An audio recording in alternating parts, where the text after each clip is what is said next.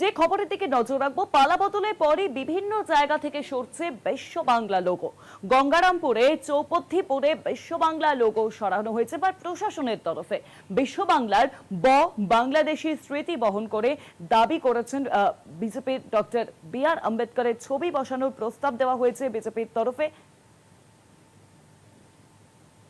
জানাবেন এই বিষয়ে আরো বিস্তারিত ফোন লাইনের সঙ্গে রয়েছে প্রতিনিধি পীযূষ সরকার। পীযূষ, পালাবদলের পরই দেখা যাচ্ছে যে বিশ্ব বাংলার যে লেখা বিভিন্ন আকৃতি আমরা দেখেছি রাজ্যের বিভিন্ন প্রান্তে যা লাগানো হয়েছিল তার সরানোর প্রক্রিয়া শুরু হয়েছে।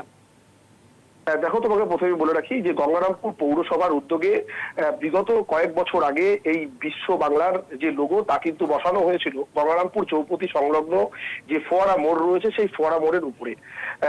বিগত দিন ধরে এটি সৌন্দর্যের জন্যই মূলত ছিল, কিন্তু পালাবদলের পর গতকাল গঙ্গারামপুরের ব্লক অফিসে প্রশাসনিক বৈঠক হয়। সেই প্রশাসনিক বৈঠকে গঙ্গারামপুর পৌরসভার যিনি এক্সিকিউটিভ অফিসার রয়েছেন তাকে কিন্তু নির্দেশ দেওয়া হয় যে সেটিকে সরিয়ে ফেলার জন্য।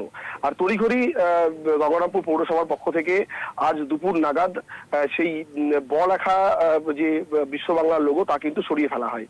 যদিও গঙ্গারামপুর বিধানসভার যিনি বিজেপি বিধায়ক রয়েছেন সত্যেন্দ্রনাথ রায়, তিনি কিন্তু পত্র জানিয়েছেন যে লেখা রয়েছে এটি বাংলাদেশের স্মৃতি বহন করে, আর ঠিক সেই কারণের জন্যই এটিকে সরিয়ে ফেলা হবে।